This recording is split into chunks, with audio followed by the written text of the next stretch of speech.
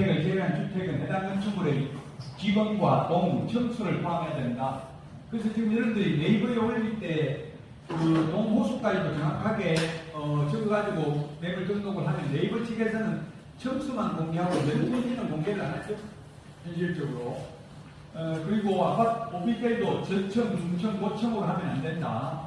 정확하게 층수를 적어야 된다. 단 의뢰인이 원하지 않을 경우에는 저층, 중층, 고층 이렇게 해도 된다. 국토부 고시사항입니다. 지금 이게 우리나라 현실로는 좀 사실은 맞진 않아요. 왜냐하면 우리나라는 일반 중개이기 때문에 여러 중개업소에 내놨다가 먼저 거래계약을 승인하실 때 한 명만 중개보수를 받고 있죠.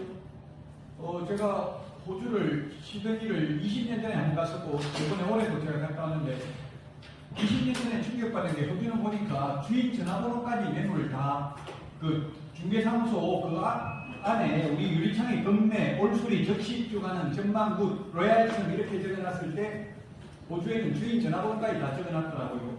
매물 광고에. 충격받았는데 거기는 독점 중개니까 모두 다 오픈해도 주인 전화번호 오픈해도 주인한테 직접 전화해가지고 손님이 거래해도 독점을 맺은 대업공개사가 중개보수를 받습니다. 근데 우리는 일반 중개이기 때문에 여러 군데 내놔가지고 그 중에서 먼저 거래계약을 승인하실 때 한 명에게만 중개보수를 주니까 구조적으로 사기칠 수밖에 없잖아요. 대업공개사님들끼리 뒤통수를 치도록 만들어놨잖아요. 법 자체가 좀 모순이죠. 우리도 독점 중개를 앞으로는 도입을 해야만 될 것입니다. 자, 수원지방법은 형사부 판례인데요. 행정사법 제2조에 보면 행정사가 아닌 자는 계약서를 작성하여서는 아니 된다. 다만 다른 법률에 특별한 규정이 있는 경우에는 그러하지 아니하다. 그래서 변호사법에 규정이 있기 때문에 변호사는 법률행위 내리를 의무할 수 있으니까 계약서 써도 되고요. 공인중개사법에서는 개업공개사는 법 제26조에 보면 개업공개사는 중개를 완성한 때에는 거래계약서를 작성하고 거래당사자 쌍방에게 교부하고 5년 동안 보존해야 된다. 다만 전자계약서를 작성한 경우에는 종이계약서를 출력해서 보존할 필요는 없다. 이렇게 되어 있잖아요. 중개를 완성한 때에는 중개란 용어적인 법 제2조 1호에 보면 중개란 중개 대상물에 대하여 거래 당사자 간의 매매 교환 임대차 그 밖의 권리의 득실 병행에 관한 행위를 알선하는 걸 중개를 한다. 근데 권리금은 중개상물이 아니다. 따라서 중개상물이 아닌 권리금을 알선해도 중개가 아니다. 중개가 아니기 때문에 중개보수를 적용하는 게 아니기 때문에 0.9%를 초과해서 10% 권리금 알선료를 받아도 공인중개사법 위반 아니죠. 그 중개가 아니기 때문에 중개 완성을 안 했기 때문에 거래계약서, 권리금 계약서를 적으면 안 된다는 게 수원지방법원 판례의 입장입니다. 그러나 행정사법 제2조를 위반하면 3년 이하의 징역이나 3천만 원 이하의 벌금에 처하는데 현실적으로 모든 중개업소에서 권리금 계약서 작성하고 있는 현실을 감안하여 벌금 100만 원 선고유예 처분을 한다. 그럼 벌금 내야 안 내? 안 내죠? 또 선고유예는 결격 사유도 아니죠. 중개업하는데 지장도 없죠? 어쨌든 이런 판례가 있으니까 소개시켜 드리는 거예요. 강사로서 제가 여러분들 보고 권리금 계약서 적지 말라고 하는 게 아니라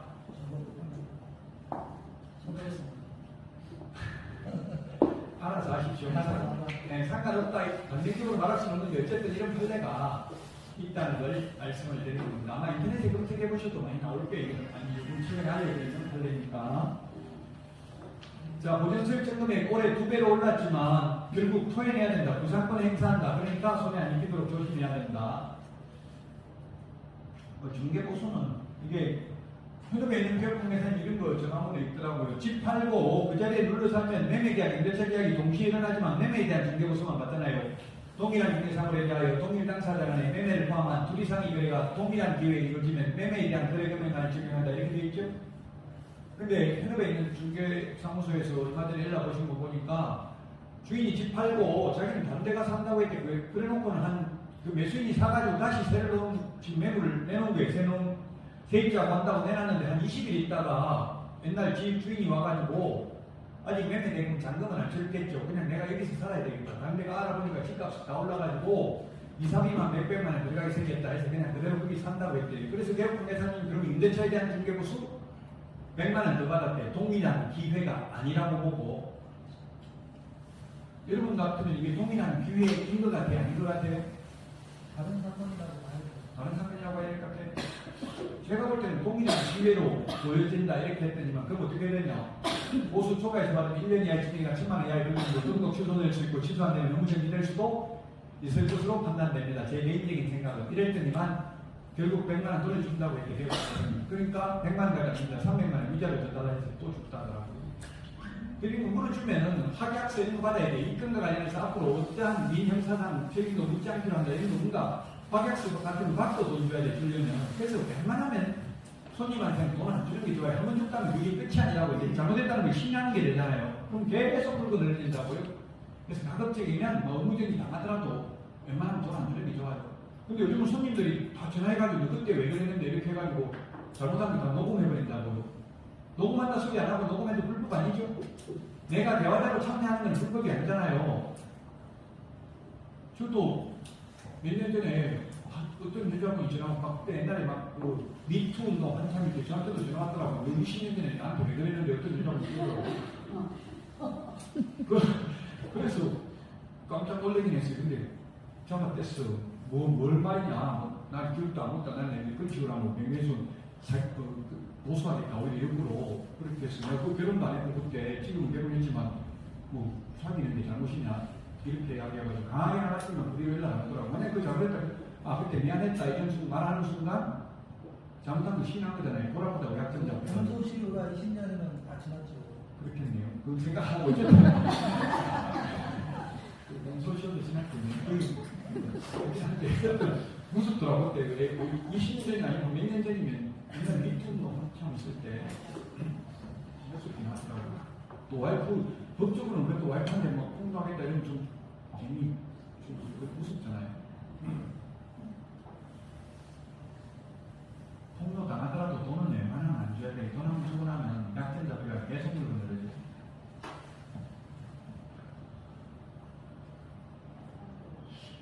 이게 2023년 4월 18일 날, 이게 요즘은 그래서 개업공개사님들이 아예, 저는 옛날에 10년 전에 중개업할 때도, 그게 국세지방세 완납증명서 떼오라고 하고요. 세입자들 다가구 같으면 100일, 100일 누가 사는지 언제까지인지, 그런 거 다 달라고 해서. 그러니까 건물주들이, 너 왜 이렇게 별나게 하는데 다른 중개업소는 안 들었는데, 나는 안 내놓겠다. 이렇게 해가 제가 망했다고요.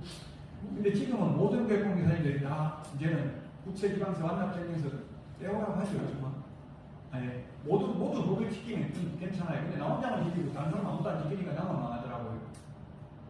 그래서 이제 박생일자 무효기간에 정보제공 요청할 수 있다는 것, 지방세, 국세, 체납 사실 열람할 수 있다는 걸 설명해야 됩니다. 서식에 있고요. 그래서 주택임대차보호법도 바뀌었고요. 그 다음에 국세징수법 시행령 전부 1,000만 원, 세금 1,000만 원 넘으면은 세금이 1,000만 원 넘는 게 아니라 보증금이 1,000만 원, 임대보증이 1,000만 원 넘으면 주입농협시도 열람할 수 있습니다.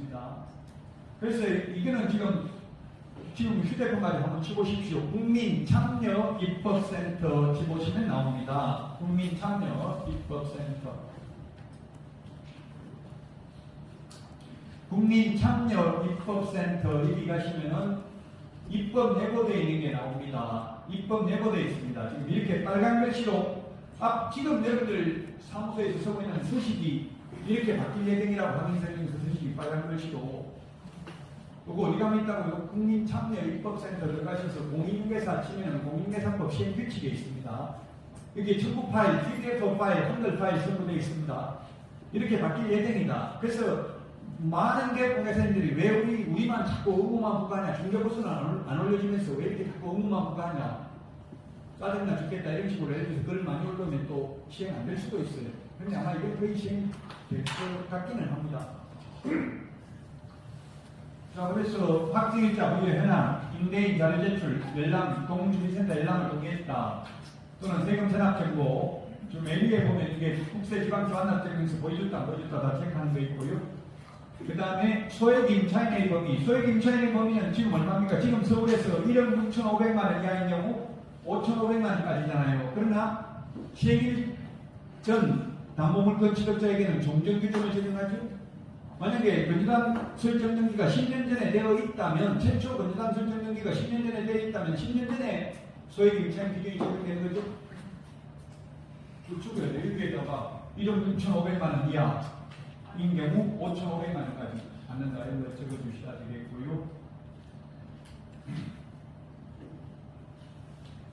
또 요즘 문제가 되는 게 천안에서 제가 아는 분 지금 단국대, 제가 단국대 강의하고 이제 단국대, 뭐 호서대, 상명대 또 하나 있던데 대학이 뭐지? 백석대, 네 개나 있어요. 저는 지금 거기 천호지 있는데 그 호수 있는데 거기에서 임대사업 하고 있는데 20억짜리 두 개 한 40억 정도 가지고 하시는 분인데 임대료를 얼마 받는지 보니까 연세로 받더라고. 연세. 지난해는 연세. 1년에 학교 앞에 연세로 받더라고. 월세로 받으면 방학 때 집에 가가지고 6개월을 나오니까 코로나 때 엄청나게 힘들어서 다 집에 가가지고 월세가 안 나가는 거예요. 뭐 학교 한두 달 가니까 그냥 월세 600, 연세 600, 700 안 되고 그냥 집에 가버리고 학교 안 나오니까 그 앞에 엄청 힘들었어요. 어쨌든 지금 보니까 원룸은 그렇게 600만 원 받고요. 연세. 1.5룸은 700만 원 받는다더라고 연세를.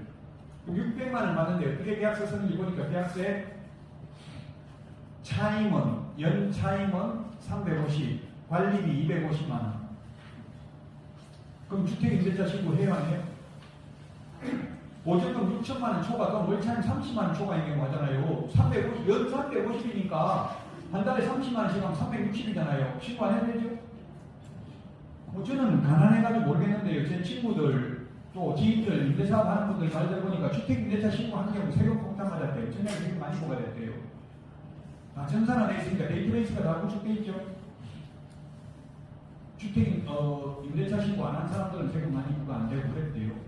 그러니까 저희들 입장에서는 세금, 주택임대차 신고 안 하려고 자꾸 편법으로 관리비를 많이 받는다는 이야기예요. 그래서 개업공개사님들이 월세를 낮추고 관리비를 높이면, 예를 들면 월세 60만인데 월세 30만원, 관리비 30만원 이렇게 하면 신고 안 해도 됩니다. 이런 거 알려주지 마시라고. 편법을 부추기지는 마시라고요. 개업공개사님들이 시켜서 이렇게 했다면 나중에 문제들이 사기죄가 성립할 수가 있어요. 속에서는. 관리비를 썼으면 상관없는데 아파트 같은 거는 못 속이잖아요. 관리비 명세서가 다 나오니까.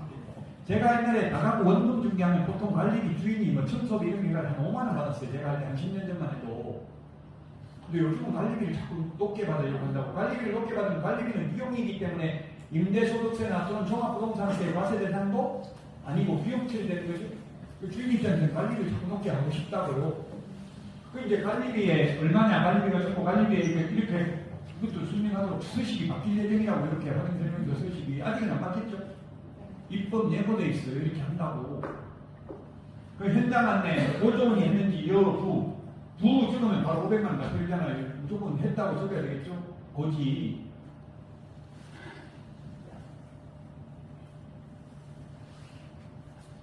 부동산 거래 신고 30일 이내에 해야 되는데 가계약금 받은 날, 계약서 작성한 날 중에서 먼저 한 달로부터 30일입니다.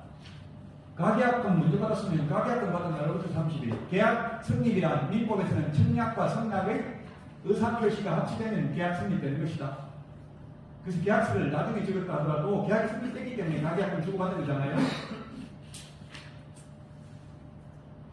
이게 확인 부동산 거래 신고 서식, 신고서 서식에 이렇게 나와 있던 서식에 맞죠? 서식 실장한테 시켜가지고 못 받죠. 실장이 하잖아요, 신고. 아니죠. 실장은 지난번에 저는 저하고 말했던 실장이 계약서 확인 주는지 다 출력했는데 도장은 사장이 찍어도 다 출력해도 그거 도장은 사장이 찍기 때문에 나중에 실장이 한 걸로 인정이 안 되죠. 출력 같은 건 해도 상관없어요. 실장이 입력시켜도 된다고. 입력하는 건 뭐 상관없어요. 입력해놓고 나는 도장은 사장이 다 찍었으면 도장 찍고 하는 책임이잖아요. 그 대신에 잘못됐는지 잘못됐는지 검토해봐야 되겠죠. 빈칸이 있는지 없는지 그거. 자, 어쨌든 가계약금을 먼저 지급했으면 가계약금 지급한 날로부터 30일. 계약서를 먼저 썼으면 현실적으로 다 가계약금을 먼저 주고받고 있잖아요. 계약서 쓰는 것보다. 먼저 한 날로부터 30일이다. 그 다음에 외국인이 우리나라에 주소나 거소를 주지 않을 경우 위탁 관련의 지정에서 신고하도록 바뀌었습니다. 이미 이건 확정된 내용이고요. 2023년 8월 22일생입니다. 혹시 필요한 거 있으면 자료 그냥 사진 찍으십시오. 이 자료 제공은 파일로는 안 드리니까. 자, 주택 지급자 도달, 토지 지급자 도달 계획이 있고, 그 돈 내는 거는 지금 주택 토지고 나머지 지금 생활형 숙박시설, 오피스텔, 상가, 뭐 이런 것들은 호텔, 펜션 이런 거는 투자자 입장에서는 돈이 안 되죠. 근데 개업공개사님 입장에서는 안 되는 거, 위험한 거 이런 거 준비해야 돈이 되죠. 주식산업센터나 이런 거 공실 엄청나게 많잖아요. 그런 걸 해야 돈 많이 받기는 하잖아요. 위험과 수익은 비례하기 때문에. 주택임대차 신고도 대학에서부터 30일.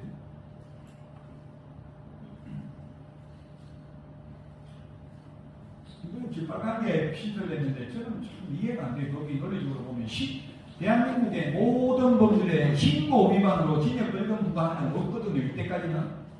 신고라는 것은 적법 요건을 갖추면 반드시 행정관청이 신고를 수리해야 되는 게 신고입니다. 허가는 허가 여부를 결정할 수 있는 재량권이 허가관청에 있는 게 허가입니다. 자, 그래서 제3상 이득을 취득할 목적으로 거래하지도 않았는데 거짓으로 신고하거나 해제되지 않았는데 거짓으로 신고하면 3년 이하의 징역이나 3천만 원 이하의 과태료고, 제3상 이득을 취득할 목적으로 이 말이 없으면 3천만 원 이하의 과태료입니다. 그 다음에 맨 밑에 빨간 것이 남계약서, 거짓계약서, 흑계약서 적으면 옛날에 5%인데 10% 이하가 되고요. 이 10%도 공동중개했으면 두 군데 다 부과되죠. 공동중개했으면 개업군대에서 두 분이 둘 다 받는다고 할 것 같아요. 제가 경기도에서 경기도청에서 연수교육을 한 분이 나와가지고 개업공개사님 저한테 항의하더라고. 나는 신고했는데 매수적 개업공개사가 부동산 거래가 이 시스템에 들어가서 전자서명을 안 했는데 나는 했는데 왜 나한테까지 과태료 부과했냐고 따지더라고요. 사태질을 하면서. 제가 공무원 아니고 이쪽은 그냥 감사한데요. 왜 저한테 그러는데요? 이렇게 해놨고, 억울하시겠지만 그 전자서명이 완료되어야 수리가 되는 거예요. 둘 다 해야 된다고. 둘 다. 한 명은 매도 측은 이미 신고해놨는데 매수 측이 가서 사인 안 하면, 전자서명 안 하면 둘 다 부과된다고. 그러니까 자꾸 독촉에까지 하라고 해야 되고, 말 안 듣고 그러면 다음에 공동중개 안 해야 되겠지. 그런 문제 없어 하면.